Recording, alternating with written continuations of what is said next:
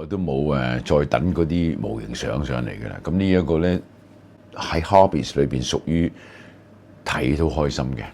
有陣時得閒就拎書嚟睇下，抄翻下自己收藏埋啲嘢咧。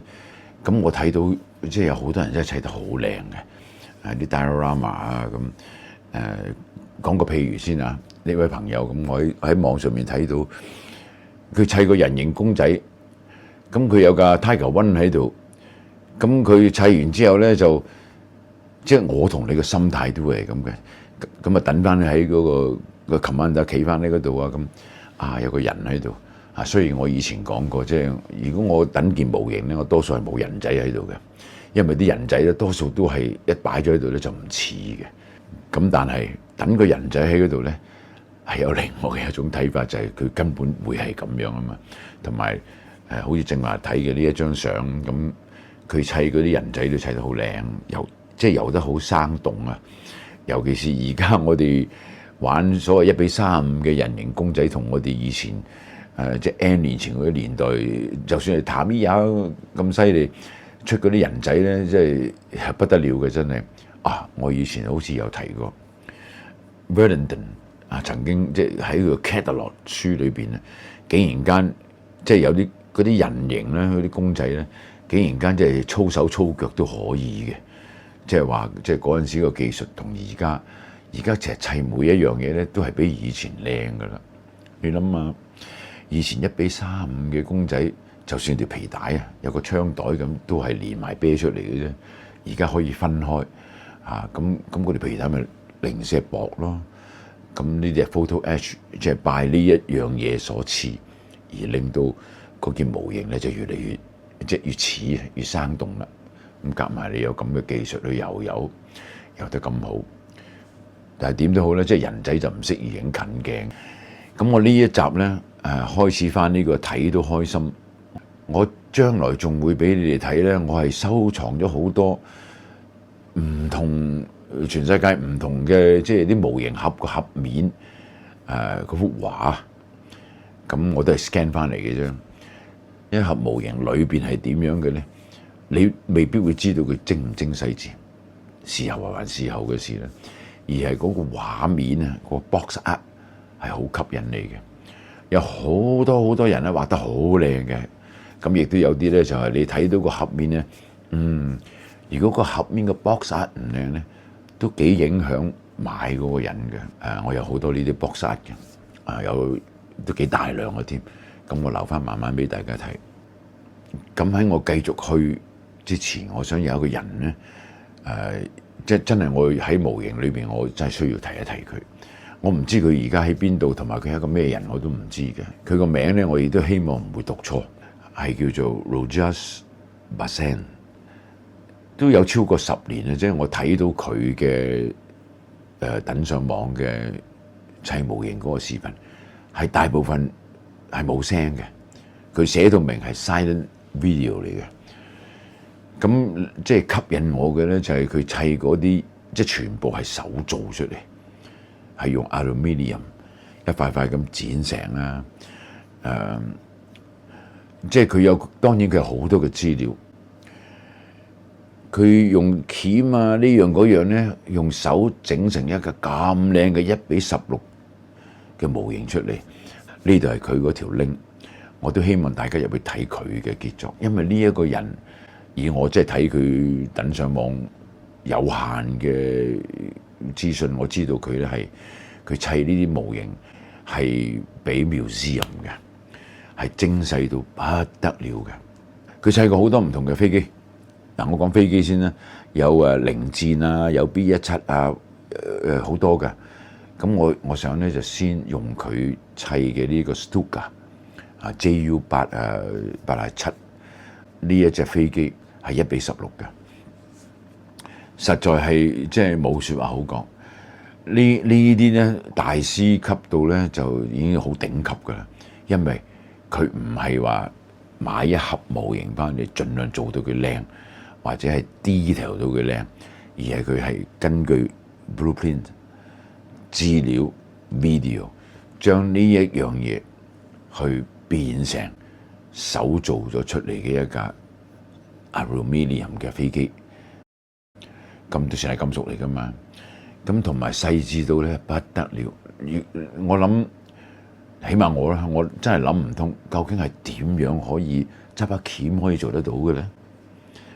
呢啲咁精細嘅嘢，理論上即係話，如果用電腦開模去做出嚟，大量生產。不過佢都有提過，就係喺佢呢個砌呢個 Stuka 咧，佢話右手邊嗰個扳手咧，其實係得2個嘅啫。但係佢話好多模型廠咧都做錯，有3個嘅。同埋佢細緻到話嗰個機頭嗰個機器部分，嗰條孭喉啊，好多嘅模型公司咧都係即係 ignore 咗冇呢樣嘢嘅。佢咁樣講咧，我先至會留意。或者我哋根本係唔留意。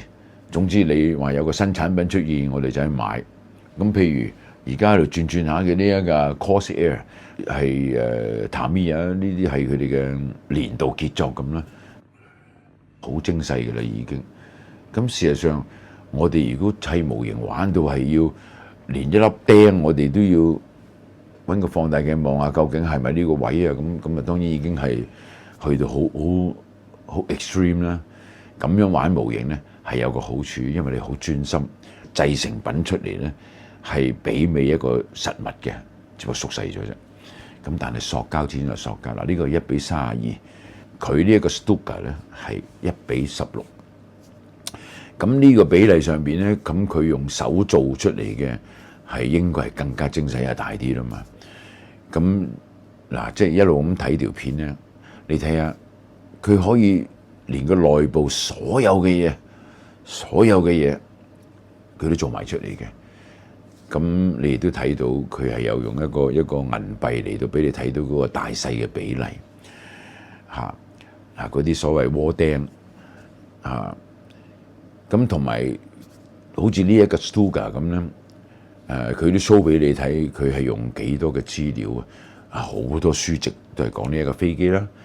當然佢而家砌嘅呢個係 B 型嚟嘅呢個嚇，因為 Stuka 都有幾個唔同型，有時我哋分唔到啊。咁佢係一個 museum 博物館級嘅一個砌模型嘅高手咧，佢當然係分好晒。譬如 Stuka 個正面下邊嗰個哈哈笑嗰個入氣位，原來呢一個型號同嗰個係唔同嘅，佢會好細緻地講俾你聽，佢砌咗佢出嚟。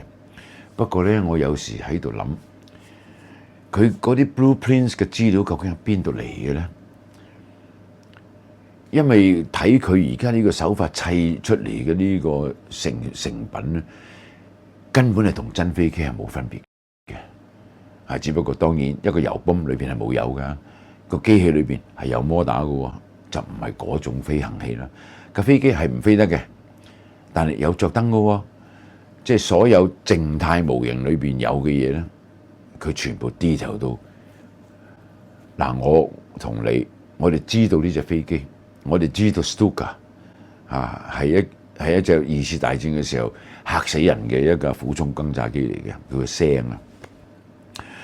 咁但係我哋會唔會細緻到知道咁多內邊嘅嘢咧？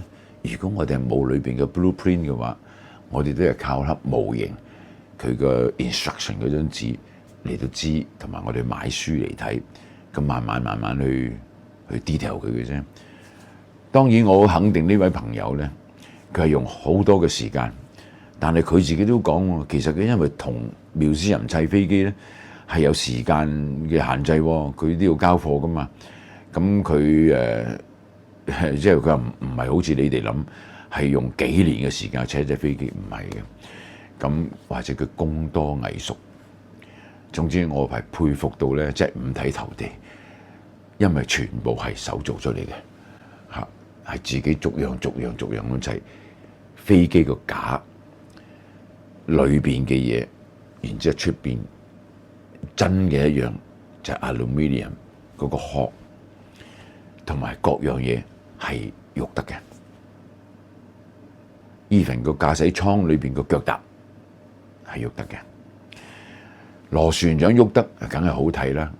佢只不過唔飛得起啫嘛。以前我個零戰都喐得㗎，而家喐唔到啦。我最欣賞就係佢未人上色，全部都 aluminium 呢一個咁樣嘅顏色，金屬色咧係最表現到佢嘅手工啦。當然因為佢係museum嘅比，佢會嗰啲 marking 啊嗰樣嘢咧係做到足㗎，佢亦都做得係非常之足，甚至乎一個 S 嗰個字喺真嘅飛機上邊咧，當時擺嗰個位係點樣，佢都做到足出嚟。佢有用圖片啊嗰樣嘢係俾你睇到嘅喎，唔係話佢講你就以為係嘅喎，係真係根據晒 100% 做出嚟嘅。所以我話五體投地嘅就係呢一種嘅 model 啊，呢啲砌模型嘅人咧，當然佢已經係職業嚟嘅啦，係佢嘅思維、佢嘅手工可以咁犀利。我諗大部分嘅你同我同佢哋，我哋砌模型係娛樂嚟嘅，我哋冇呢一個去到高到話去做一個museum級嘅。我諗有呢啲朋友喺度嘅，但係我哋都係耐唔久去砌一隻出嚟。朋友嚟嘅時候俾佢睇下，炫耀下，你睇我砌得幾靚，你睇下嗱，你揭到呢度睇下，咁樣，好似呢個 Corsair 呢位朋友砌俾我，我就一望佢都好 detail 㗎。雖然佢俾我嘅時候咧，嗱我應該 close up 俾你睇下後邊嗰個方向翼咧嘅尾嗰度係少咗一條可以拉佢嘅嗰一條軸啊，係冇咗。我知佢有砌嘅，因為嗰度有個窿喺度嘅。咁或者係佢係因為佢係 hand carry 喺英國上飛機親自帶翻嚟送俾我嘅。咁或者喺嗰個期間裏邊冇咗呢一樣嘢。咁喺呢個模型裏邊少少嘅缺陷喺嗰度啫。咁但係你睇唔到㗎，你埋去睇先睇到噶嘛。即係我講嘅就係1:32砌到好似而家我後邊呢架咁樣，我已經好滿足啦。何況我睇到呢位朋友呢個museum級嘅高手可以全手做出嚟嘅話，點會咁準確咁做出嚟？